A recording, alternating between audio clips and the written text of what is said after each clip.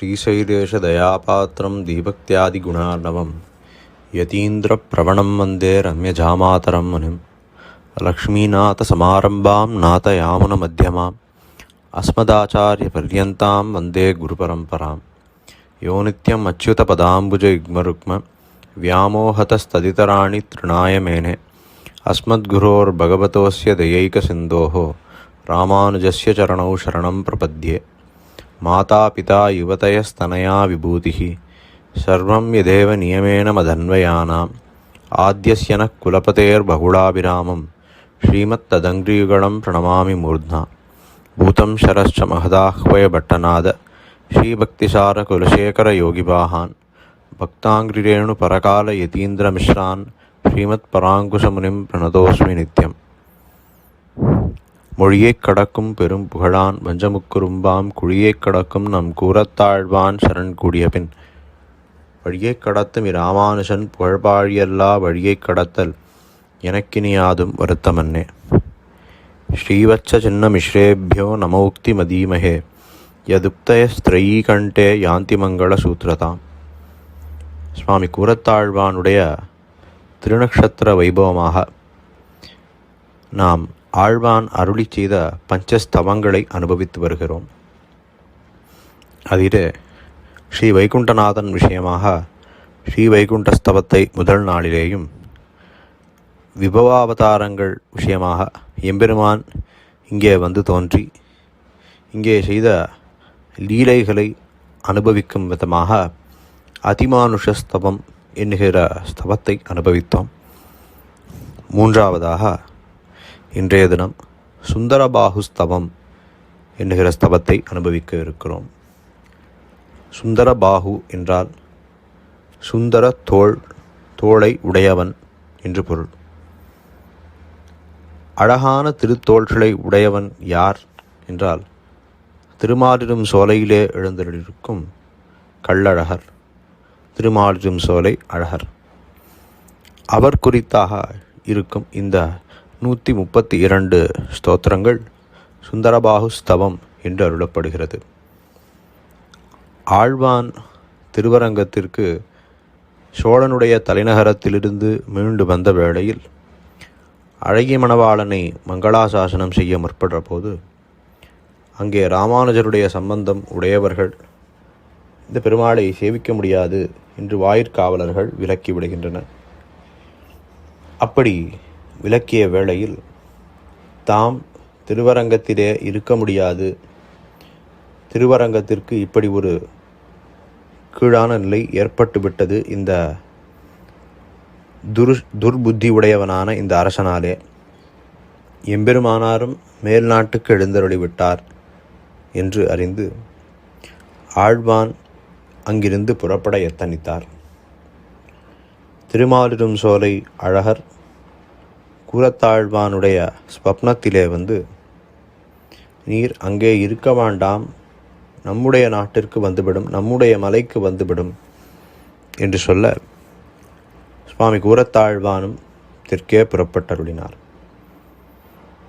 அவர் தெற்கே எழுந்தருளும் வேளையிலே வழிநடையில் ஸ்ரீவைகுண்டஸ்தவத்தையும் அதிமானுஷஸ்தவத்தையும் அருளினார். திருமாலிரும் சோலைமலைக்கு எழுந்தருளி அங்கே இந்த வடிவழகியவனான சுந்தரராஜனை மங்களாசாசனம் செய்யும் பொருட்டு இந்த சுந்தரபாகுஸ்தவத்தை இயற்றியிருக்கிறார். இந்த சுந்தரபாகுஸ்தவத்திலே சாரமாக சொல்லப்படுவது என்ன என்றால், முதல் ஸ்லோகத்திலேயும் கடைசி சில ஸ்லோகங்களிலேயும் தாம் திருவரங்க திருப்பதிக்கு எழுந்தருளி எம்பெருமானாருடைய திருவடிவாரத்திலே சுகமாக இருக்க வேண்டும், அதற்கு நீ அருள் புரிய வேண்டும் என்று திருமாலிரும் சோலை அழகரிடத்திலே பிரார்த்திக்கிறார். முதலிலேயும் கடைசியிலேயும் இந்த விஷயம் சொல்லப்பட்டிருப்பதாலே இந்த முழு சுந்தரபாகுஸ்தவமும் திருவரங்க திருப்பதி செழித்தோங்குவதற்காகவும் எம்பெருமானார் மீண்டும் ஸ்ரீ வைஷ்ணவ தலைநகரமான திருவரங்கத்திற்கு எழுந்தருள வேண்டும் என்றும் தாம் தம்முடைய ஆச்சாரியருடைய சதா சர்வகாலமும் இருக்க வேண்டும் என்கிற ஆசையினாலே எழுந்த பிரார்த்தனையாகவே சொல்லப்படுகிறது. இப்படி இருக்கிற இந்த ஸ்தவத்திலே முதல் ஸ்லோகத்திலே இந்த பெருமாளுக்கு தன்யனாக தான் அவருடைய திருவடியை தொழுது எம்பெருமானாருடைய சம்பந்தம் தமக்கு இருப்பதையும் சொல்லி அதனாலே தான் பயமற்று இருப்பதாக சொல்லி எம்பெருமானாருடைய திருவடிகளை நான் காண வேண்டும் என்கிற ஆசையினாலே இந்த ஸ்தவத்தை சொல்லத் தொடங்குகிறேன் என்று துவங்குகிறார். அது தொடங்கி மேல் உள்ள 2வது 3வது ஸ்லோகங்களிலே திருமாலிடும் சோலையிலே பாயும் சிலம்பாறு என்கிற நதியினுடைய பெருமையை சொல்லுகிறார்.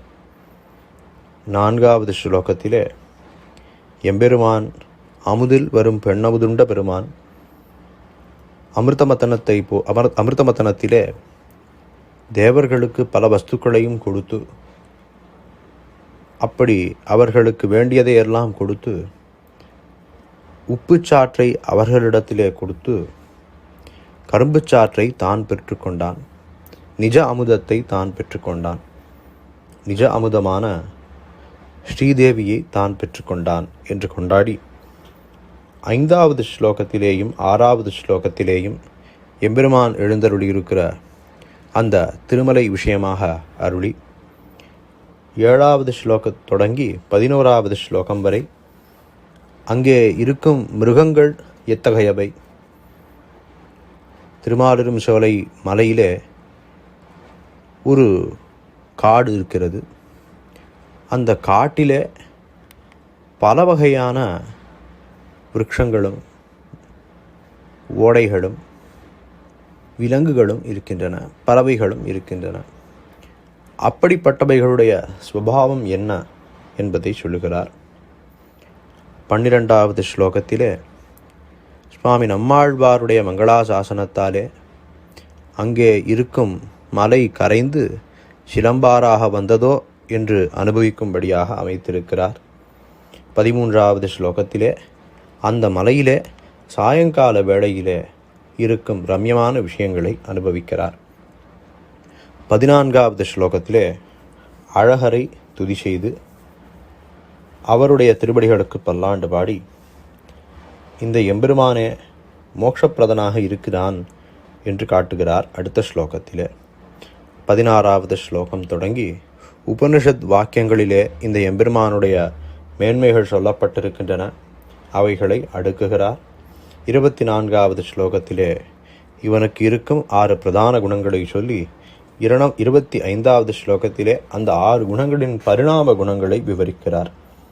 32வது ஸ்லோகத்திலே ஆளவந்தார் ஸ்தோத்திர ரத்னத்திலே அருளியபடி உபரி உபரி அப்ஜவோபி என்று அனுபவிக்கிறாரே, அதே போல இந்த எம்பெருமானுடைய குணம் எத்தகையது, ஒவ்வொரு குணங்களும் எத்தகையது, ஒவ்வொரு குணங்களும் அளக்க முடியாததாக இருக்கின்றன, ஒவ்வொரு குணங்களும் எல்லையற்றதாக இருக்கின்றன என்று அனுபவிக்கிறார். 33வது ஸ்லோகம் தொடங்கி ஒரு 5 ஸ்லோகங்களுக்கு எம்பெருமானுடைய அழகையும் அவன் சாற்றிக் கொண்டிருக்கும் திருவாபரணங்களையும் திவ்ய ஆயுதங்களையும் அனுபவிக்கிறார். 39வது ஸ்லோகம் தொடங்கி 68வது ஸ்லோகம் வரை எம்பெருமானுடைய வடிவழகை திருமுடி தொடங்கி திருவடி வரை அனுபவிக்கிறார். இப்படி அனுபவிக்கும் வேளையிலே 51, 52, 53, 54 ஆகிய 4 ஸ்லோகங்களிலே இவன் சுந்தர தோள் உடையானாயிற்று.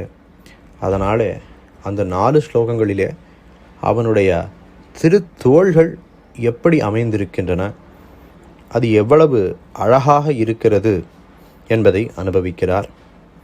மேலே 69, 70 ஆகிய ஸ்லோகங்களிலே முதலில் ஸ்ரீதேவியை சொல்லி பின்னர் ஸ்ரீ பூ நீலா இப்படி 3 தேவியராக இருக்கின்றனர், அவர்களுடைய வைபவங்களையும் சொல்லுகிறார். 72வது ஸ்லோகம் தொடங்கி 76வது ஸ்லோகம் வரை அங்கே விஸ்வக்சேன, அனந்த, கருடன் முதலான நித்தியசூரிகள் அங்கே எம்பெருமானுக்கு செய்யும் கைங்கரியங்களை சொல்லுகிறார். 78வது ஸ்லோகத்திலே இந்த க்ஷேத்திரமானது, திருமாலிருஞ்சோலை சோலை அழகர் எழுந்தருளியிருக்கும் இந்த சோலை மறையானது எப்படி வைகுண்டத்திற்கு ஒப்பாக இருக்கிறது, எப்படி பூலோக வைகுண்டமாக இருக்கிறது என்பதை அனுபவிக்கிறார். 79வது ஸ்லோகம் தொடங்கி 82வது ஸ்லோகம் வரை இந்த எம்பெருமான் உபய விபூதி நாதனாக இருக்கும் அந்த வைபவத்தை அருளி செய்கிறார். 84வது ஸ்லோகம் தொடங்கி ஒரு 6 ஸ்லோகங்களுக்கு தசாவதாரத்தின் குறித்தான அவதாரிக்கையை அருளுகிறார். 91வது ஸ்லோகத்திலேயும் 92வது ஸ்லோகத்திலேயும் மத்ஸ்யாவதாரமும், 93வது ஸ்லோகத்திலே கூர்மாவதாரமும், 94வது ஸ்லோகத்திலே வராக அவதாரமும், 95வது ஸ்லோகம் தொடங்கி 97வது ஸ்லோகம் வரை 3 ஸ்லோகங்களுக்கு நரசிம்மாவதாரமும், 98வது ஸ்லோகத்திலே வாமனாவதாரமும், 99லே பரசுராமாவதாரமும், 100 தொடங்கி 7 ஸ்லோகங்களுக்கு ஸ்ரீராமாவதாரமும், 107 தொடங்கி 10 ஸ்லோகங்களுக்கு கிருஷ்ணாவதாரத்தையும் அனுபவிக்கிறார். இப்படியாக அவதாரங்களை அனுபவித்து கொண்டு வந்தவர் கல்கிக்கு முன்னர் 3 ஸ்லோகங்களிலே திருமலை பெருமாள் கோவில் ஆகிய 3 திவ்ய தேசங்களையும் அனுபவித்து பின்னர் 120வது ஸ்லோகத்திலே கல்கி அவதாரத்தை குறித்து அனுபவிக்கிறார். அது தொடங்கி எம்பெருமானிடத்திலே பிரார்த்தனைகளை செய்கிறார். 129வது ஸ்லோகம் தொடங்கி 131வது ஸ்லோகம் வரை 132வது ஸ்லோகம் வரை எம்பெருமானாரோடு தாம் சேர்ந்து திருவரங்கத்திலே வாழ வேண்டும் என்று இந்த திருமாலிருஞ்சோலை அழகரிடத்திலே பிரார்த்திக்கிறார். இப்படியாக அமைந்திருக்கும் இந்த ஸ்தவத்திலே ஒரு சில ஸ்லோகங்களை இன்றைய தினம் சுருங்க அனுபவிப்போமாக. முதல் ஸ்லோகம். ஸ்ரீமந்தௌ ஹரிச்சரணௌ சமாஸ்ரிதோஹம் ஸ்ரீராமாவரஜ முனீந்திரலப்தபோதः நிர்பீகஸ்ததைஹ சுந்தரரோருபாஹும் ஸ்தோஷ்யே தச்சரணவிலோக நாபிலாக்ஷி என்று. ஸ்ரீமந்தௌ ஹரிச்சரணௌ சமாஸ்ரிதோஹம், அதாவது எம்பெருமானுடைய திருப்பொலிந்த சேவடியை பணிந்தவனான அடியன். ஸ்ரீராமாவரஜ முனீந்திர லப்தபோதா, எம்பெருமானாரிடத்திலே சிஷ்யனாக இருந்து அடிபணிந்து அவரிடத்திலே விஷயங்களை கற்றவனாக இருக்கிறேன். ததோ நிர்பீகா, அதனாலே பயமற்றவனாக இருக்கிறேன்.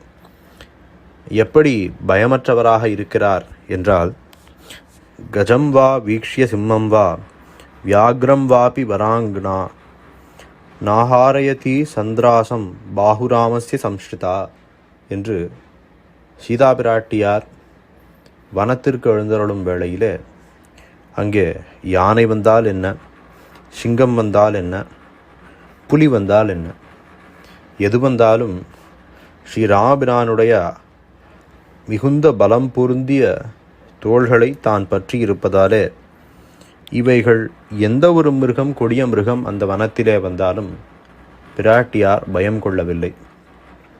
அதைப்போல இந்த இடத்திலே எம்பெருமானாருடைய திருவடிகளை பற்றி இருப்பதாலே, அவருடைய சிஷ்யராக இருப்பதாலே கூறத்தாழ்வானும் எந்த பயமும் அற்றவராக இருக்கிறேன் என்பதை சொல்லி, இவ்விடத்திலே இப்படி இருக்கும் இந்த சுந்தரோரு பாகம், சுந்தர தோளுடையானை ஸ்தோஷ்ய துதிக்க விரும்புகிறேன்.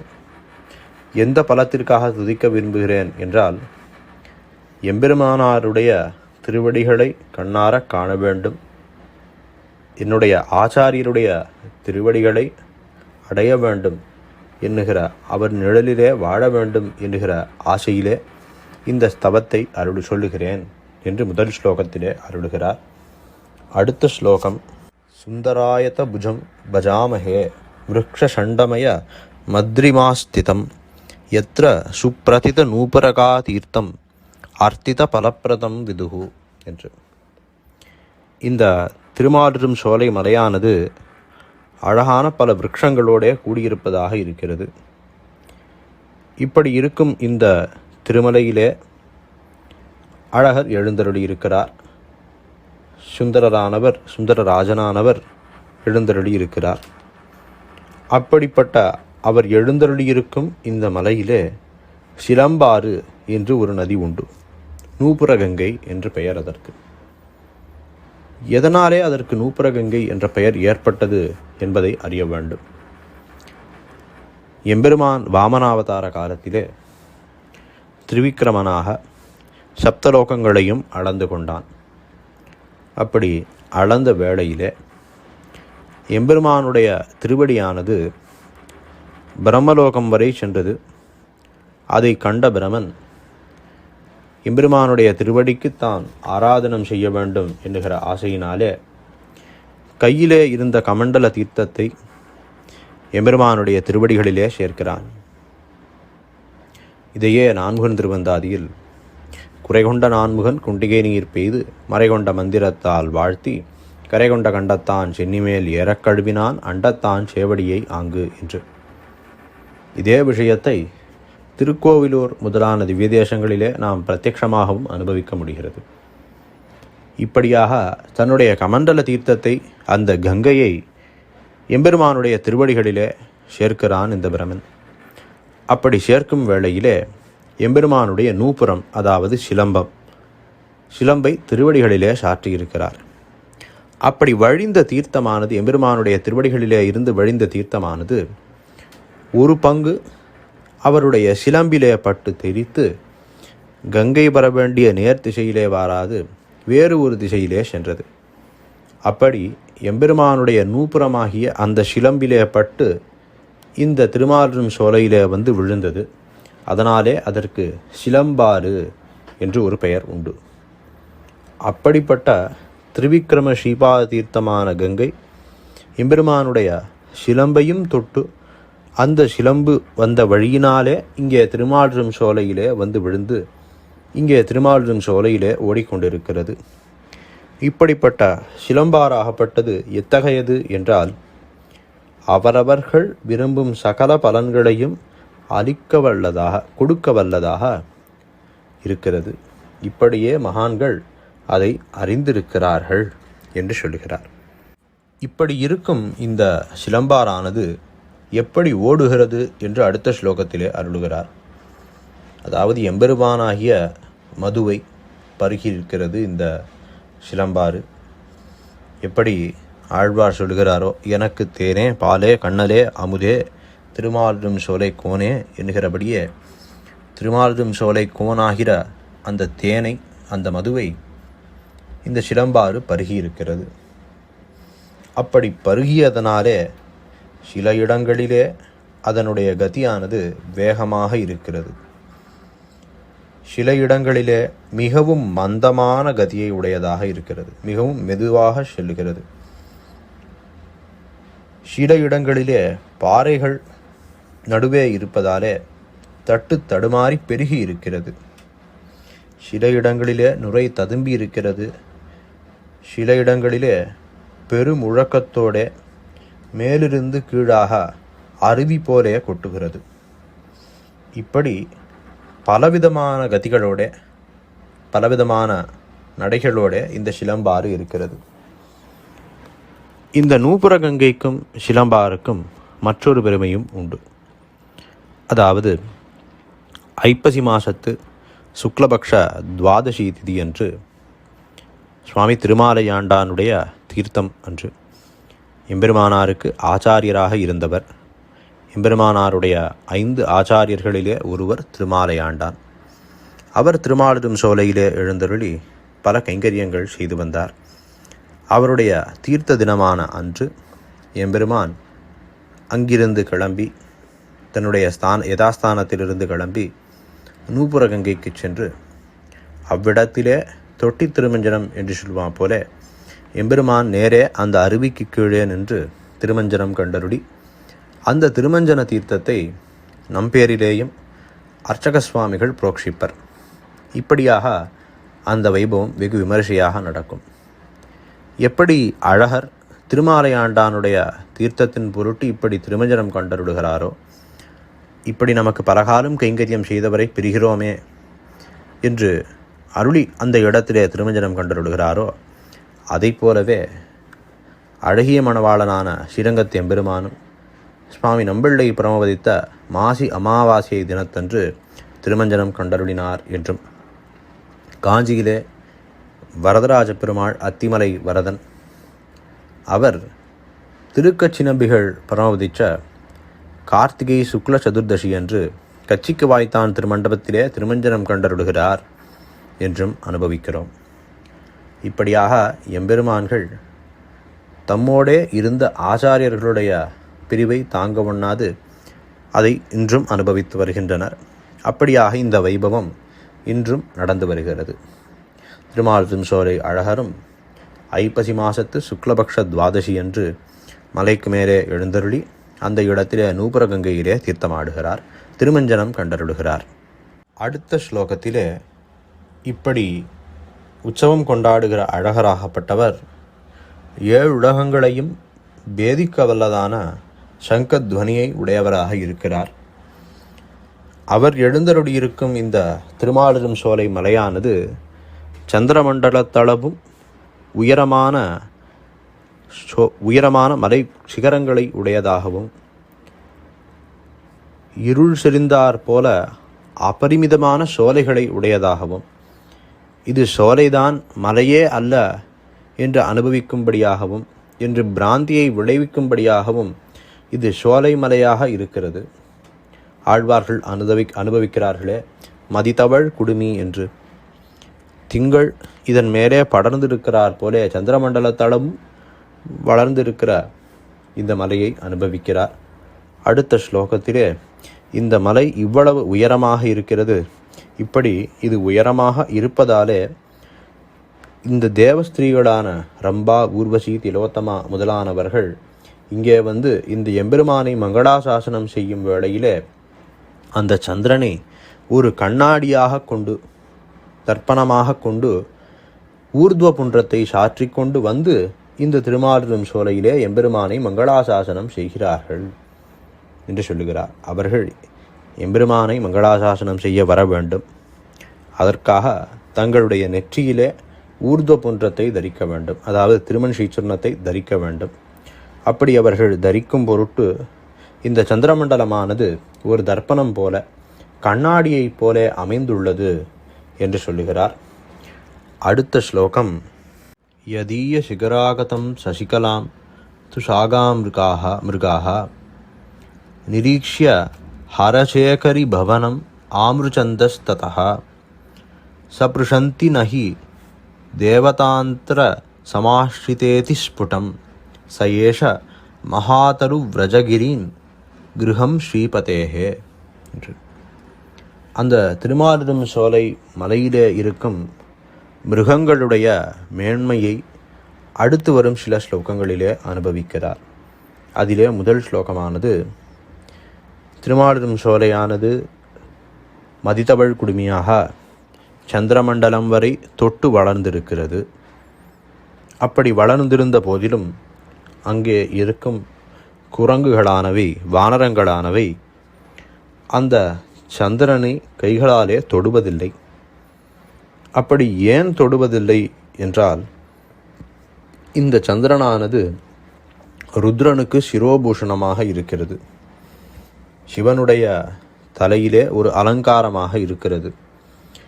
நாம் இந்த சந்திரனை தொட்டால் தேவதாந்தர சங்கம் உள்ள ஒன்றை வஸ்து, அந்த அப்படிப்பட்ட வஸ்துவை ஸ்பர்சித்ததாக ஆகிவிடும். தேவதாந்தர சம்பந்தம் உள்ள வஸ்துவை ஸ்பர்சிக்கக்கூடாது என்கிற சங்கல்பம் உடையதாக இருக்கின்ற அந்த வானரங்கள் இருக்கும் திருமாலிரும் சோலை மலையானது இந்த ஸ்ரீபதியான திருவின் மணாடன் இந்த திருமாலின் கோவிலாக அமைந்திருக்கிறது என்று இந்த ஸ்லோகத்திலே அருளுகிறார். ஸ்ரீ வைஷ்ணவர்களான நாம் தேவதாந்தர சம்பந்தம் உடையவர்களிடத்திலிருந்து எப்படி தள்ளியிருக்க வேண்டும் என்கிற விதத்தை இந்த இடத்திலே ஆழ்வான் நமக்கு காட்டி கொடுக்கிறார். அடுத்த ஸ்லோகத்திலே இங்கே இருக்கும் மிருகங்களானவை எப்படி அழகர் மீது ஆணையிட்டு தங்களுடைய பேடைகளை சமாதானப்படுத்துகின்றன என்று சொல்லுகிறார். கருவாரணம் தன்பிடி துறந்தோட கடல்வண்ணன் திருவானை கூரத்திரியும் தன் திருமாறின் சோலையே என்று சொல்லுகிறார் போலே, பெரியாழ்வார் திருமொழியிலே பெரியாழ்வார் சொல்லுகிறார் போலே, யானையாகப்பட்டது இந்த மிருகங்களானவை ஒன்றுக்கொண்டு சண்டையிட்டு கொண்டு நகர்ந்து செல்லுகின்றன. அப்படி நகர்ந்து செல்லும் வேளையிலே மற்றொரு யானையானது அழகர் மீது ஆணை, நீ நகரக்கூடாது என்று சொல்ல, அதை மீறி அந்த மற்றொரு யானை இதை பிரிந்து செல்லாது அவ்விடத்திலேயே நிற்கிறது. அப்படி நிற்கும்படியான குணங்களை உடையதாக இருக்கும் மிருகங்கள் இந்த திருமலையிலே இருக்கின்றன. இந்த திருமலையானது சுந்தரபாகு என்கிற இந்த எம்பெருமானுடையது என்று சொல்லுகிறார்.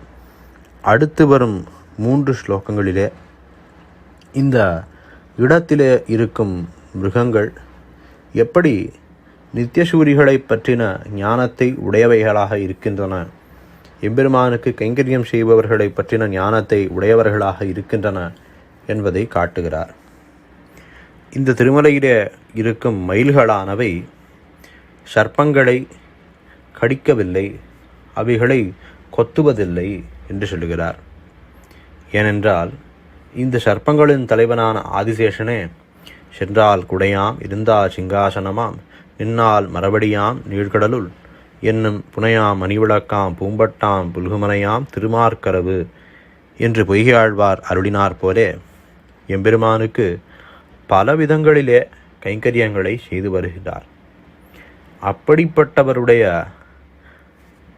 ஒரு ஒத்து இருக்கும் இந்த ஜீவன்கள் இங்கே இருக்கும் சர்ப்பங்களை தாங்கள் தீண்டுவதில்லை. திருவனந்தாழ்வான் பக்கலிலே உள்ள கௌரவ பிரதிபத்தியாலே அவனுடைய குலத்திலே திருவனந்தாழ்வானுடைய ஆதிசேஷனுடைய குலத்திலே பிறந்த இந்த சர்ப்பங்களை தாங்கள் ஹிம்சிக்காது இருக்கின்றன என்று அருளுகிறார்.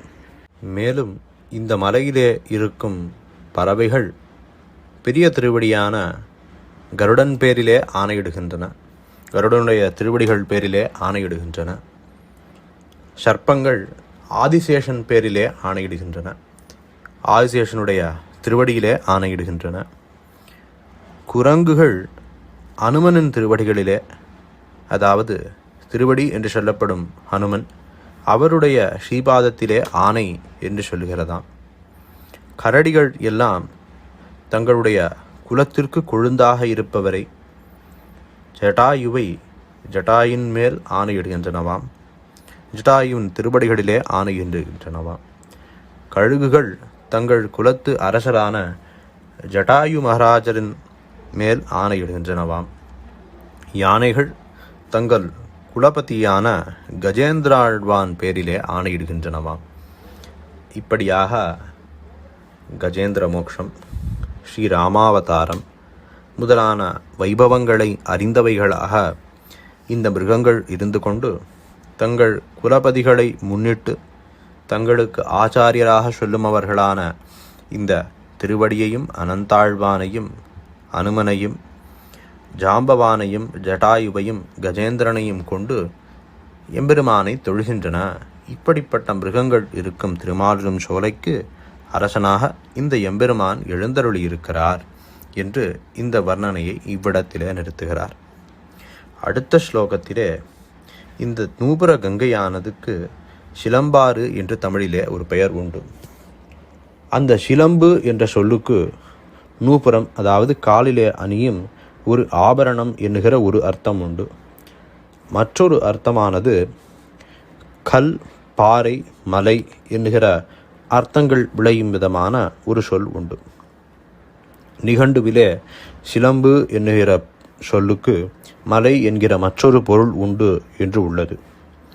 அதை அறிவிக்கும் விதமாக சுவாமி நம்மாழ்வாருடைய ஸ்ரீசூக்திகளை தோட்டு ஆழ்வாருடைய திருவாய்மொழியிலே சம்பந்தித்திருக்கிற ஸ்வரங்கள், ரசங்கள், கருத்துகள் ஆகியவரோடே கூடியதாக இருப்பவர்கள் அந்த ஸ்ரீ வைஷ்ணவர்கள் இந்த அழகர் மலையிலே வந்து ஆழ்வாருடைய ஸ்ரீசூக்திகளை விண்ணப்பம் செய்ய அவ்விடத்திலே இருந்த கல்லும் கரைந்தது என்று அருளுகிறார். அழகர் மலை பாறைகளும் கற்களும் நிறைந்த மலை. அவ்விடத்திலே இவர்கள் சுவாமி நம்மாழ்வார் அருளி செய்த முடிச்சோதியாய் கிளறொளி இளமை செஞ்சற்கவிகாள் முதலான பாசுரங்களை எம்பெருமான் திருமுன்பே விண்ணப்பம் செய்ய அங்கே இருக்கும் கல்லானது மலைகளானது, அதாவது சிலம்பு என்று சொல்லப்படும் மலையானது கரைந்து உருகி சிலம்பாறு என்கிற பெயரோடு இந்த இடத்தில் நூபுரகங்கையாக வழிகிறது என்று மற்றும் ஒரு நிர்வாகத்தை காஞ்சி பிரதிவாதி பயங்கரம் சுவாமி அருளியிருக்கிறார். இதற்கு மேலே 13வது ஸ்லோகத்திலே எம்பெருமான் எழுந்தருளியுள்ள மலையிலே ஹம்சத்தினுடைய நகரும் சத்தமானது, பறக்கும்போது ஏற்படும் படபட என்கிற சத்தமானது தாளமாகவும், வண்டுகள் முரலும் சத்தமானது கீதமாகவும், கேட்பவர்களுக்கு இன்பம் விளைவிப்பதாக மிகவும் பெரிய சங்கீதமாக, உயர்ந்த சங்கீதமாக இருக்கிறது. அப்படி அந்த சங்கீதமானது கண்ணபிரான் புல்லாங்குழல் வாசித்த வேளையில் குழல் ஊதின போது எப்படி மிருகங்கள் எதுவும் செய்யாமல் அப்படியே கடைவாயின் வழியாக புற்களோடு எச்சில் ஒழுக நின்று கொண்டிருந்தார் போலே இவ்விடத்திலே அந்த கீதமானது மிகவும் அருமையாக இருக்கிறது என்றும், சிலம்பாறு ஓடுவதாலே அங்கே இருக்கும் கல்லும் மணலும் நீரை பருகி குளிர்ச்சி பெற்றவையாக இருக்கும் இந்த திருமலையிலே சுந்தர திருத்தோளுடையான் சுந்தரபாகு மாலை பொழுதிலே இந்த விஷயங்களை அனுபவித்துக் கொள்ளுகிறார். இப்படியாக இருக்கும் இடத்தில் இந்த சுந்தரபாகுவான எம்பெருமான் எழுந்தருளியிருக்கிறார் என்று சொல்லுகிறார். அடுத்த ஸ்லோகத்திலே எம்பெருமானுடைய ஸ்வரூப குண வைபவங்களை அனுபவிக்கவிருக்கிறார். அதற்கு அவதாரிகை போலே இதுவரை சொன்ன ஸ்லோகங்கள் அமைந்தன. 14வது ஸ்லோகத்திலே பீதாம்பரம் வரதசீல திருஷ்டிபாதம் ஆஜானுலம்பி புஜமயாத கர்ணபாசம் ஸ்ரீமன் மகாவனகிரீந்திர நிவாச தீக்ஷம் லக்ஷ்மீதரம் கிமபி வஸ்து மமாவிரஸ்து என்று. இந்த ஸ்லோகத்திலே இந்த அழகர் என் முன்னே இருக்கிறார். இவர் எப்படிப்பட்டவர் எனில் பீதாம்பரத்தை தரித்திருக்கிறார். பீதகவாடை பிரானார் என்று சொல்லுமா போலே தரித்திருக்கிறார். வேண்டுபவர்களுக்கு வேண்டிய வரங்களை கொடுக்க வல்லவராக, குளிர்ச்சியான கடாட்சத்தை உடையவராக இருக்கிறார். தன்னுடைய முழங்கால்கள் அளவும் நீண்டு இருக்கும் புஜங்களை உடையவராக இருக்கிறார். தன்னுடைய திருத்தோள்கள் அளவும் நீண்டு இருக்கிற செவி மடல்கள், காதுகள் அவைகளை உடையவராக இருக்கிறார். பூவார் திருமாமகள் புல்கிய திருமார்பை உடையவராக இருக்கிறார். லக்ஷ்மீதரம் என்று சொல்கிறாரே, அப்படி அகலகில்லேன் இறையும் என்ற அலர்மேல் மங்கை உறையும் திருமார்பை உடையவராக இருக்கிறார். அந்த திருமார்பை உடையவராக இருக்கும் இவர் திருமாலின் சோலை மலையிலே நித்தியவாசராக இருக்கிறார். எப்பொழுதும் எழுந்தருளி இருக்கிறார். அப்படிப்பட்ட இவர் அடியேனுக்கு ஒரு விலட்சண வஸ்துவாக இவர் இருக்கிறார். அவர் விளங்க வேண்டும் என்று பிரார்த்திக்கிறார். அடுத்து வரும் ஸ்லோகங்களிலே எம்பெருமான் ஜகத்துக்கு ஜகத்தினுடைய சிருஷ்டி, ஸ்திதி, பிரளயம் ஆகிய மூன்றுக்கும் காரணமாக இருக்கும் விசேஷத்தை அனுபவித்து உபனிஷத் வாக்கியங்களிலே சொல்லப்பட்டபடி இவனே சகலருக்கும் தலைவனாக இருக்கிறான், இவனே சகலரையும் சிருஷ்டி செய்கிறான், பிரம்மா ருத்ரன் முதலானவர்களை இவனே உண்டாக்குகிறான் என்று அருளுகிறார். இந்த விஷயங்களை எல்லாம் சொல்லி மேலே எம்பெருமானுடைய குணங்களை அனுபவிக்கும் பொருட்டு முதலில் பிரதானமாக இருக்கும் 6 குணங்களான ஞான, பல, ஐஸ்வர்ய, வீரிய, சக்தி, தேஜஸ் ஆகிய 6 குணங்களை சொல்லுகிறார். அதற்கு மேலே அந்த குணங்களின் பரிணாம குணங்களான பல குணங்களை அடுக்குகிறார். அந்த ஸ்லோகத்தை அனுபவிப்போம். சௌசீல்ய ஆஸ்ரித வாத்சலத்வ மிருதுதா சௌஹார்த சாமிய ஆர்ஜவைஹி தைரிய ஸ்தைரிய சுவீர்ய ಶೌರ್ಯ ಕೃತಿತಾ ಗಾಂಭೀರ್ಯ ಚಾದುರ್ಯಕೈಃ ಸೌಂದರ್ಯಾನ್ವಿತ ಸೌಕುಮಾರ್ಯ ಸಮತಾ ಲಾವಣ್ಯ ಮುಖ್ಯೈರ್ಗುಣೈಃ ದೇವೈಃ ದೇವಃ ஸ்ரீதருஷண்ட சைலநிலையோ நித்யம் ஸ்தித சுந்தரஹ என்று.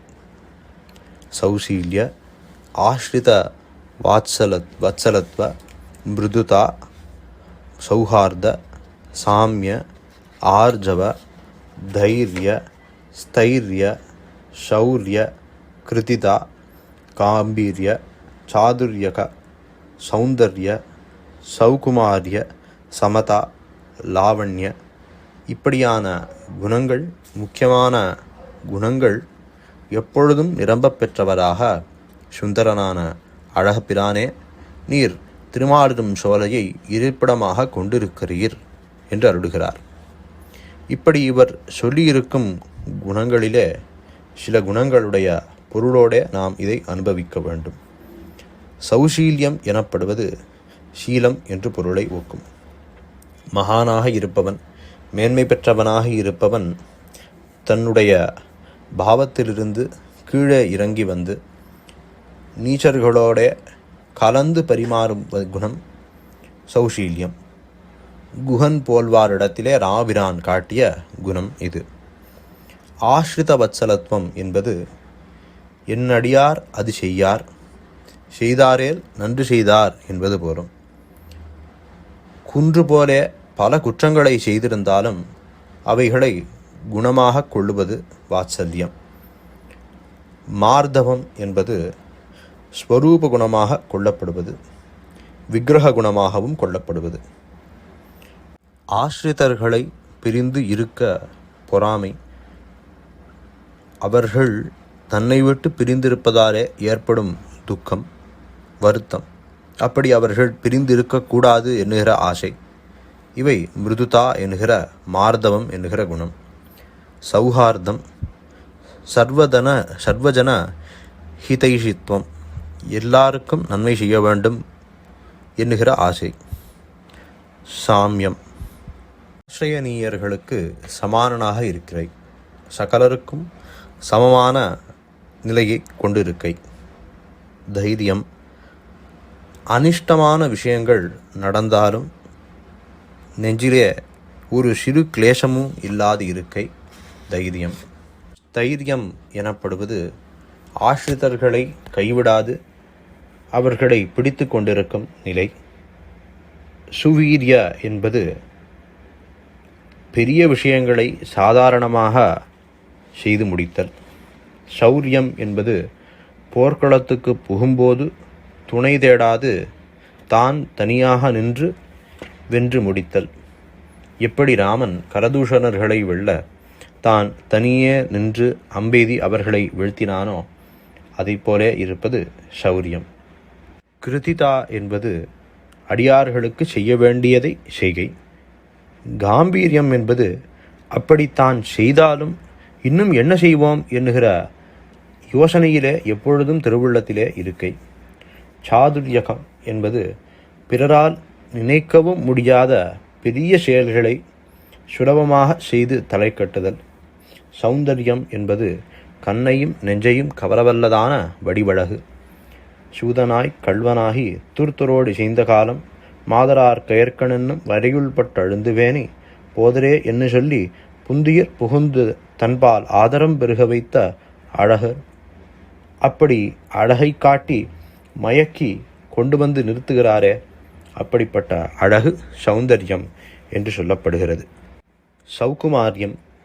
சௌகுமாரியம் என்பது மிகவும் இளையதாக மிகவும் அனுபவிக்க கூசும்படியாக இருக்கும் சுலபத்தை உடையது. வடிவினையில்லா மலர்மகள் மத்தை நிலமகள் பிடிக்கும் மெல்லடி என்று பிராட்டிமார்களும் பிடிக்க கூசும்படியான சௌகுமாரியம். நம்பெருமாள் திருவரங்கத்திலே எழுந்தருளியிருக்கும் விதத்தை பூப்பட்டால் திருமேனி பொன்பட்டால் குப்படிக்கும் என்று சொல்லுவர். அதாவது எம்பெருமானுடைய திருமேனி மேலே நேரே புஷ்பங்கள் கூட படக்கூடாது என்று சொல்லுவதுண்டு. அப்படி சௌகுமாரியத்தோடே எழுந்தருளியிருக்கிறான் அழகிய மணவாளன் திருவரங்கத்திலே. அதை போலவே திருமாலிரும் சோலையிலேயும் அழகர் மிகவும் ஸ்வரூப லாவண்யத்தோட, மிகவும் அழகான திருமேனியோட, மேல் சொன்ன குணங்களோட எழுந்தருளி இருக்கிறார். அப்படி எழுந்தருளி இருக்கும் இந்த எம்பெருமானை 25வது ஸ்லோகத்திலே அத்தனை குணங்களையும் அடுக்கி மங்களாசாசனம் செய்கிறார் குரத்தாழ்வான். 32வது ஸ்லோகம் வரை எம்பெருமானுடைய குணங்களை அனுபவித்து 32வது ஸ்லோகத்திலே எப்படி ஆளவந்தார் எம்பெருமானுடைய எந்த ஒரு குணத்தையும் பூர்ணமாக அனுபவிக்க முடியாது, எல்லா குணங்களுமே யதோ வாச்சோ நிவர்த்தந்தே அப்பிராப்பிய மனசாசகா என்று எம்பெருமானை சொல்லும்படியாக அவனுடைய குணங்களும் எல்லையற்றதாக இருக்கின்றன. குணங்கள் எல்லையற்றதாக இருக்கின்றன. ஒவ்வொரு குணங்களும் நிச்சயமங்களாக எல்லையில்லாதவனாக இருக்கிறான் இந்த எம்பெருமான். அந்த விதத்தை சொல்லி இந்த ஆனந்தவல்லி பிரக்கிரியையிலே முன்னமே விண்ணப்பித்தபடி ஆனந்தவல்லி என்று ஒரு தைத்திரிய உபனிஷத்திலே ஒரு பாகம் உண்டு. அதிலே இந்த எம்பெருமானுடைய ஆனந்தம் பிரம்மத்தினுடைய ஆனந்தமாகப்பட்டது எப்படி இருக்கிறது என்று சொல்லுகிறது. ஒரு மனுஷனானவன் சகல லோகத்துக்கும் அரசனாக இருக்கிறான். அவன் நல்ல ஞானங்களை பெற்றவனாக இருக்கிறான். அப்படிப்பட்டவன் எல்லா ஐஸ்வர்யங்களையும் உடையவனாக இருக்கிறான். ஆரோக்கியத்தை உடையவனாக இருக்கிறான். எந்த வேளையிலே எதை சாப்பிட்டாலும் அது ஜெரிக்கும் அளவு ஸ்திரமான உடலை கொண்டவனாக இருக்கிறான். அப்படிப்பட்டவனுக்கு என்ன ஆனந்தம் இருக்குமோ அதை போன்ற 100 மடங்கு ஆனந்தம் மனுஷ கந்தர்வனுடையது. அந்த மனுஷ கந்தர்வனுடைய ஆனந்தத்தை போல 100 மடங்கு பெரிய ஆனந்தம் தேவகந்தர்வனுடையது. இப்படியாக பித்ருதேவன், தேவர்கள், இந்திரன், பிரஜாபதி, பிரம்மா என்று 100 மடங்காக இவர்களுடைய ஆனந்தம் பெருகிக் கொண்டே செல்கிறது. இப்படி பிரம்மனுடைய ஆனந்தமானது 100 பிரஜாபதிகளுடைய ஆனந்தமாக முடிகிறது. இப்படி வந்த பிரம்மனுடைய ஆனந்தத்தை ஒரு புருஷனுடைய ஆனந்தமாக கொண்டு இதை போல பல மடங்காக 100 பெருக்கி பெருக்கி வந்தாலும் பிரம்மத்தினுடைய ஆனந்தத்தை அளக்க முடியாது என்று சொல்லுகிறது. அதை போல இந்த எம்பெருமானுடைய குணங்களானவை வாக்குக்கும் மனசுக்கும் எட்டவே முடியாதபடியாக பறந்து விரிந்திருக்கின்றன என்று இந்த இடத்திலே குணங்களுடைய அனுபவத்தை நிறைவு செய்கிறார் சுவாமி குரத்தாழ்வான். இதற்கு மேலே உள்ள ஸ்லோகத்திலே எம்பெருமானுடைய திவ்ய மங்கள சௌந்தர்ய லாவண்ய அனுபவத்திலே ஈடுபடுகிறார். அப்ஜபாத மரவிந்த லோச்சனம் பத்மபாணிதல மஞ்சன பிரபம் சுந்தரோருபுஜம் இந்திராபதிம் வந்திஷீய வரதம் வனாத்ரிகம் என்று. அரவிந்தம் போன்ற தாமரை போன்ற நீண்ட கண்களை உடையவன், செந்தாமரை போன்ற திருவடிகளை உடையவன், பத்மபாணிதலம் பத்மம் போன்ற கைகளை உடையவன், அந்த திருக்கைகளிலே பத்மத்தை ஏந்தி இருக்கிறவன். இப்படியாக மை வண்ணத்திலே இருக்கிறான். கருப்பாக அஞ்சன வண்ணன் என்று ஆழ்வார் சொல்லுகிறாரே, அப்படியாக மை வண்ணத்திலே இருக்கிறான். அழகான நீண்ட திருத்தோள்களை உடையவனாக இருக்கிறான். திருமகளார் தனிக்கேழ்வனாக இருக்கிறான். இப்படி இருக்கும் இந்த வரதன் இங்கே வனாத்ரி என்று சொல்லப்படுகிற இந்த திருமாலிரும் சோலையிலே எழுந்தருளி இருக்கிறான். அவனை சேவிக்கிறேன் என்று அருளுகிறார். கைவண்ணம் தாமரை வாய் கமலம் போலும் கண்ணினையும் அரவிந்தம் என்றருளி செய்தார் போலேயும், செந்தாமரை தடங்கன் செங்கனிவாய் செங்கமலம் செந்தாமரை அடிகள் என்று சொல்லுமா போலே, அடிகள் என்று சொல்லுமா போலே, இந்த தாமரையானது எம்பெருமானுடைய திருக்கண்களாயும் திருப்படிகளாயும் திருக்கைகளாயும் பலவாகவும் செய்ய வாயாகவும் அமைந்திருக்கிறது. அந்த பாசுரங்களை உற்றி அனுபவித்திருக்கிறார் இந்த ஸ்லோகத்திலே சுவாமி கூறத்தாழ்வான். அடுத்த ஸ்லோகத்திலே இந்த அழகனுக்கு அலங்காரன் மலை அலங்காரன் என்னுகிற பெயர் ஏற்பட்டது. அலங்காரமாக இந்த திருமாலிரும் சோலை மலையே ஏற்பட்டிருப்பதனாலே அதற்கு மேலே தாம் தம்முடைய திருமேனியிலே தரித்திருக்கும் கிரீட மகுட சூடாவதம் முதலான சூடாவதம் சாதி திவ்ய ஆபரணங்களாலும் சுதர்சன பாஞ்சஜன்ய முதலான திவ்ய ஆயுதங்களாலும் அலங்காரமாக இவர் எழுந்தருளியிருக்கிறார். இந்த அலங்காரங்களை செய்து கொண்டு இவர் எழுந்தருளியிருக்கிறார். இவருக்கு இந்த திவ்ய ஆபரணங்களும் சங்க சக்கர கதா பத்மம் சார்கம் கௌமோதகி கட்கம் நாந்தகம் என்னும் வாழ் இவைகள் பரசு முசலம் முதலான ஆயுதங்களோடு சேர்ந்து இவருக்கு திவ்ய ஆபரணங்களாக எழுந்தருளியிருந்து இவரை அலங்காரன் என்கிற திருப்பெயருக்கு ஏற்றாற்போலே அமைத்திருக்கின்றன என்று சொல்லி ரசிக்கிறார். ஆஜானஸ்வகத பந்து துரகந்தலுப்த பிராமியத் விதக்த மதுபாதி சதேசகேஷம் விஸ்வாதிராஜ்ய பரிபர்ஹ கிரீடராஜம் ஹை சுந்தரஸ்ய பத சுந்தர முக்தமாங்கம் என்று அருளி செய்கிறார். இந்த ஸ்லோகத்திலே எம்பெருமானுடைய திருவபிஷேகம் திருமுடி அதை அனுபவித்து அடுத்த ஸ்லோகத்திலே எம்பெருமானுடைய திருக்குழற்கற்றையை அனுபவிக்கிறார். அந்த திருக்குழற்கற்றையை அனுபவித்து எம்பெருமானுடைய திருநெற்றி அதை அனுபவிக்கிறார். பின்னர் எம்பெருமானுடைய திருக்கண்களையும் திருப்புருவ வட்டங்களையும் அடுத்தடுத்த ஸ்லோகங்களிலே அனுபவிக்கிறார். இப்படியாக அனுபவித்து எம்பெருமானுடைய திருக்கண்களை நன்கு நோக்கி அந்த திருக்கண்களிடத்திலே அந்த திருக்கண்களை சேவித்த அளவிலே பிரார்த்தனைகளை செய்கிறார். அழகரான இந்த எம்பெருமான் தம்மை கடாட்சிக்க வேண்டும் என்று.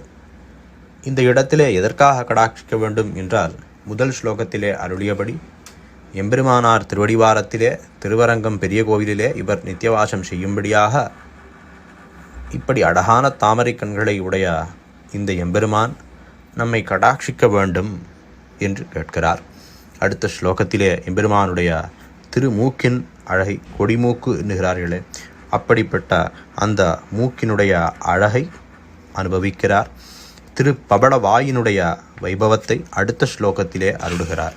அடுத்தடுத்த ஸ்லோகங்களிலே திருக்கண்ணங்களையும் திருச்செவியையும் திருக்கழுத்தையும் தோள்பட்டையின் அழகையும் அனுபவிக்கிறார். 51வது ஸ்லோகம் தொடங்கி 4 ஸ்லோகங்களுக்கு இந்த எம்பெருமானுடைய திருத்தோள்கள் எப்படி அழகாக இருக்கின்றன, எப்படி அதை சேவிப்பவர்களுக்கு தைரியத்தை உண்டு பண்ணுகின்றன என்பதை காட்டும் விதமாக 4 ஸ்லோகங்களை அமைத்துள்ளார்.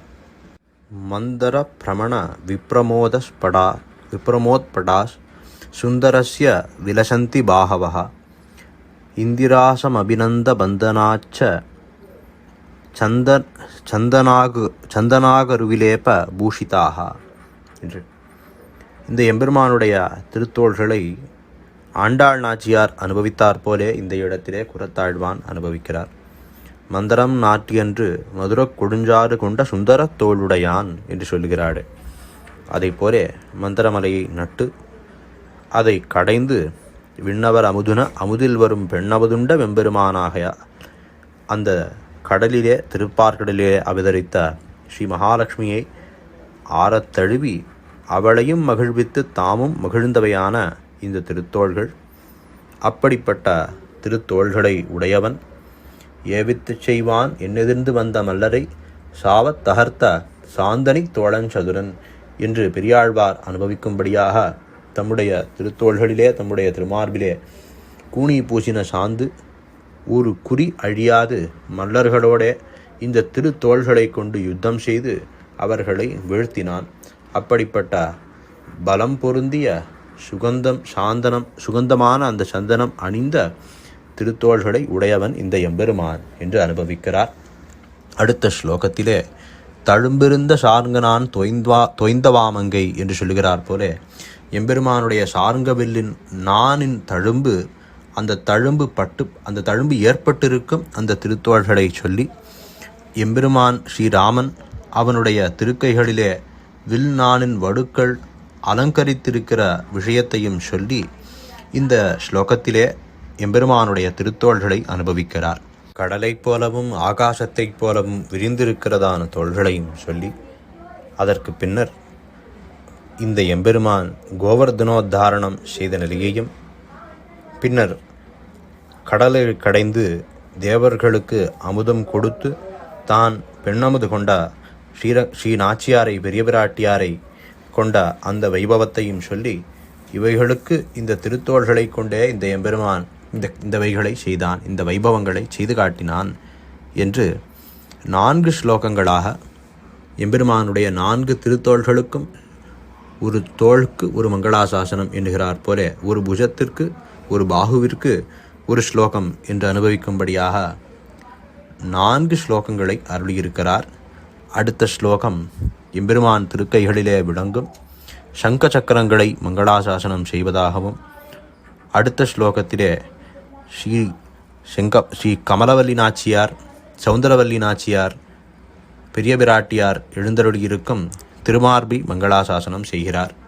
பிரமனை பிறப்புவித்த அந்த திருவயிற்று உதரத்தையும் அந்த இடை அழகையும், எம்பெருமானுடைய திரு தொடைகளையும், அவனுடைய திருமுழங்கால்களையும், அவனுடைய கனை கால்களையும் அனுபவித்து எம்பெருமானுடைய திருவடிநிலைகளிடத்திலே, எம்பெருமானுடைய திருவநிலைகள் ஆசன பத்மத்திலே எழுந்தருளியிருக்கிற அந்த விசேஷத்தை அனுபவித்து 62வது ஸ்லோகத்தை சொல்லுகிறார்.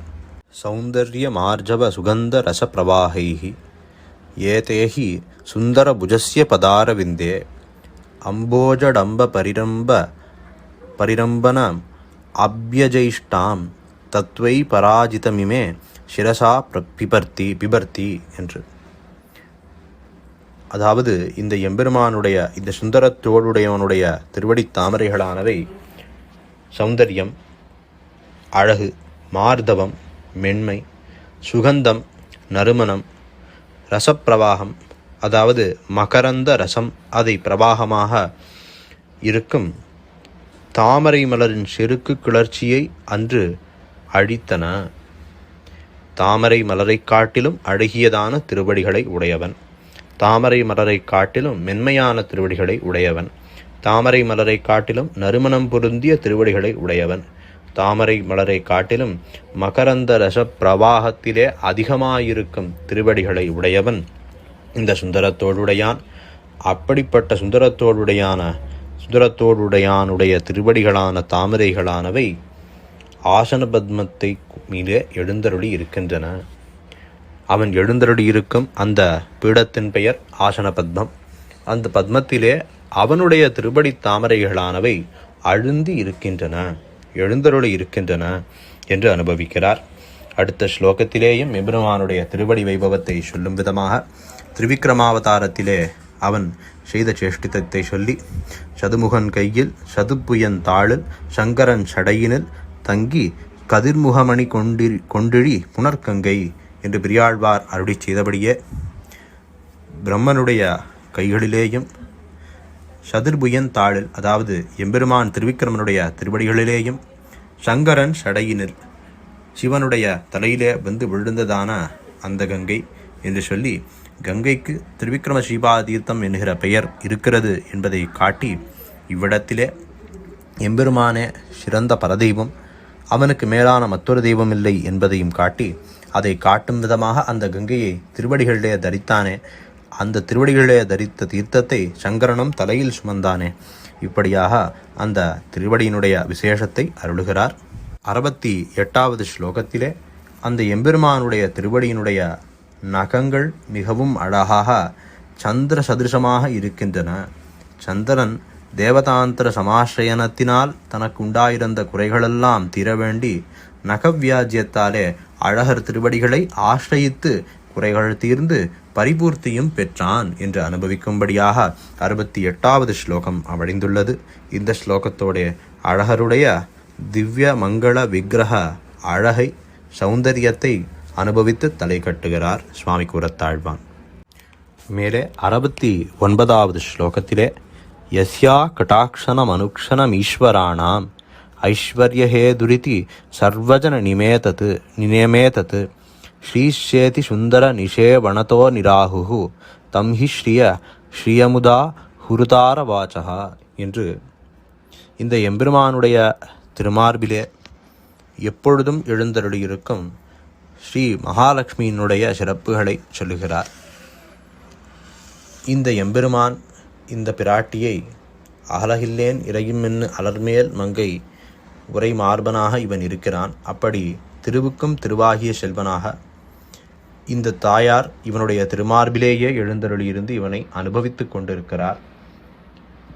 இப்படி தாயாரை அனுபவித்து அடுத்த ஸ்லோகத்திலே ஸ்ரீதேவியை மட்டும் சொல்லாது ஸ்ரீ பூ நீளா ஆகிய கூந்தல் மலர் மங்கைக்கும் மண்மடந்தைக்கும் குலவாயர் கொழுந்துக்கும் கேழ்வனாக இந்த அழகர் இருக்கும் விதத்தை சொல்லும் விதமாக அழகர் இவர்களை ரசிப்பித்தருளும் பரிசை பேசுகிறார்.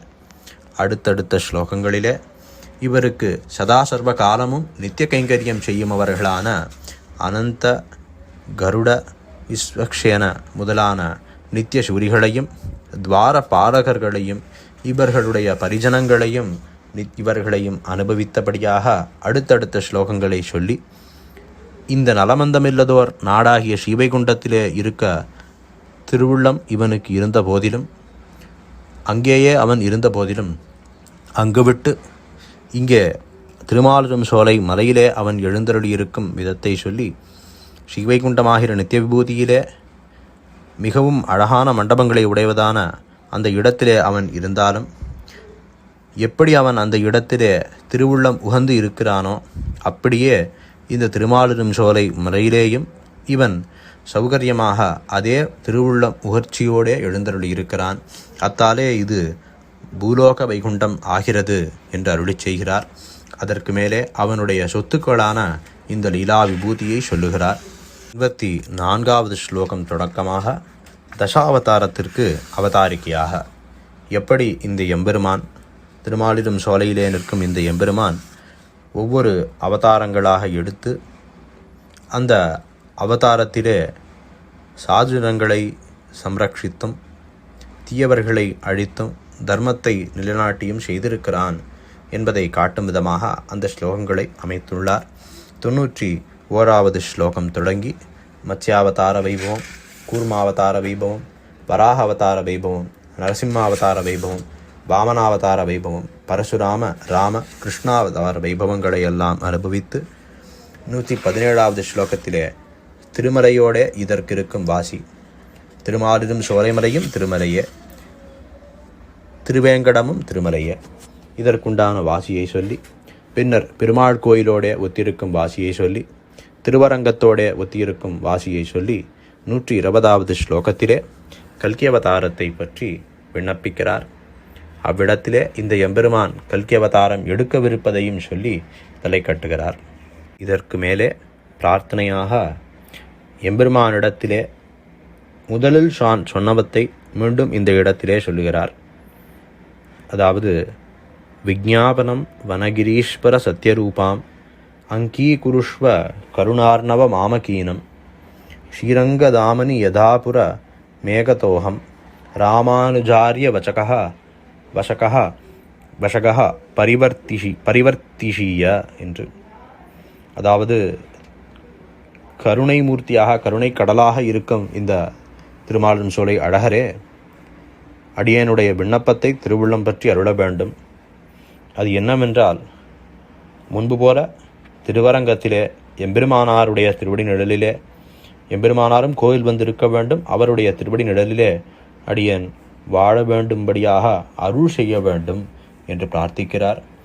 இப்படி உய்ய உலகு படைத்துண்ட மணிவீரனான அந்த நான்முகனை தோற்றுவித்த திருமாலிரும் சோலை அழகனே, நமக்கு பிரதிகூலராக இருப்பவர்கள், அதாவது தீயவைகளை செய்யும் எதிரிகளாக இருப்பவர்கள், அவர்கள் செய்யும் பிரார்த்தனைகளெல்லாம் நிரஸ்தமாக்கி நீக்கி தென் திருவரங்க கோயில் செல்வத்தை நாள்தோறும் அபிவிருத்தி செய்து தேவரீருடைய பக்தர்களுக்கே போக்கியமாக இருக்கும்படியாக தேவரீர் செய்தருள வேண்டும். அப்படி சொல்லி கருணைக்கு அமுத கடலாக இருக்கும் திருமாலிரும் சோலை அழகன் விஷபதி, அவரிடத்திலே சத்தியசங்கல்பனாக இருக்கும் அவரிடத்திலே க்ஷணமாத்திரத்திலே தன்னுடைய சங்கல்பத்தாலே எல்லாவற்றையும் செய்து முடிக்கக்கூடிய அந்த திருமாலிரும் சோலை அழகரிடத்திலே திருவரங்கம் கோவில் அந்த செல்வமாகப்பட்டது சத்புருஷர்களுக்கே போக்கியமாம்படி செய்தருள வேண்டும் என்று பிரார்த்திக்கிறார். கடைசி ஸ்லோகம் 132வது ஸ்லோகம். இதம் பூயோ பூயः புனரபி ச பூயः புனரபி ஸ்புடம் விஜ்ஞீப்சாமி தியகதிரபூதோ நன்யசரணः கிருதாகாதுஷ்டாத்மா கலுஷமதிரஸ்மி தியனவதேஹ தயாயாஸ்தே பாத்திரம் வனகிரிபதே சுந்தரபுஜ என்று. அதாவது திருமாலிருஞ்சோலை தலைவரான சுந்தரத்தோளுடையானே, ஞானத்திலே குறைவுடையவனாய், வேறு கதி இல்லாதவனாக, வேறு ஒரு புகலிடம் இல்லாதவனாக இருக்கிறேன் அடியேன். பூயோ பூயோ புனரப்பி ச புனரப்பி, அதாவது இதே விண்ணப்பத்தை மீண்டும் மீண்டும் தேவரிடத்திலே வைக்கிறேன். முதலில் ஸ்லோகத்திலே எம்பெருமானாருடைய சம்பந்தம், எம்பெருமானாரோடைய தாம் சம்பந்தித்து எப்பொழுதும் இருக்க வேண்டும், திருவரங்க திருப்பதி சரியாக வேண்டும் என்று பிரார்த்தித்தார். கடைசி சில ஸ்லோகங்களிலேயும் இதே விஷயத்தை பிரார்த்தித்தார். இப்படி தான் விண்ணப்பம் செய்த விஷயத்தையே மீண்டும் மீண்டும் செய்கிறேன் என்கிற காரணத்தினாலே குற்றம் உடையவனாகவும் துஷ்டஸ்வபாவத்தை உடையவராகவும் கலங்கின புத்தியை உடையவராகவும் இருக்கிறார் இந்த குரத்தாழ்வான் என்று திருவுள்ளம் பற்றி தேவரீருடைய தயையினாலே, தயைக்கு கொள்கலமாக இவரை கொண்டு இவருடைய விண்ணப்பத்தை தலை கட்டி தர வேண்டும் என்று குரத்தாழ்வான் சுந்தரத்தோடுடையானிடத்திலே பிரார்த்திக்கிறார். இப்படியாக குரத்தாழ்வான் ஸ்ரீரங்கத்தை விட்டு பிரிந்திருப்பதையும் எம்பெருமானாரை விட்டு பிரிந்திருந்ததையும் அந்த இரண்டு துக்கங்களையும் பொறுத்து கொண்டு சகிக்க முடியாதவராக திருமாலிருஞ்சோலை அழகரிடத்திலே இதை தேவரீர் தலை கட்டி தர வேண்டும், இந்த விண்ணப்பத்தை தலை கட்டி தர வேண்டும், அடியனுடைய ஆச்சாரியரான எம்பெருமானாருடைய திருவடிவாரத்திலே திருவரங்கம் பெரிய கோவிலிலே நித்தியவாசம் செய்யும்படியாக தேவரீர் அமைத்து தர வேண்டும் என்கிற பிரார்த்தனையின் ரூபமாகவே இந்த சுந்தரபாகுஸ்தவம் அமைந்திருக்கிறது என்று கூறலாம். இப்படிப்பட்ட சுந்தரபாகுஸ்தவத்தை அனுபவிக்க நாம் பெற்ற பாக்கியம் மிகவும் சிறப்பானது. அதுவும் ஆழ்வானுடைய திருநக்ஷத்திர வைபவத்தை ஒற்றி அனுபவிப்பது பெரும் பாக்கியம். இந்த பாக்கியத்தை அடியனுக்கு நல்கியவருக்கு சேவடி செவ்வி திருக்காப்பு என்கிற இந்த வழியை நடத்துபவருக்கு அடியன் கிருதஜனாகிறேன். தொடர்ந்து நாளைய தினம் வரதராஜஸ்தவத்தை அனுபவிப்போமாக. ஆழ்வார் எம்பெருமானார் ஜீயர் திருவடிகளே சரணம். ஆச்சாரியன் திருவடிகளே சரணம். குரத்தாழ்வான் திருவடிகளே சரணம்.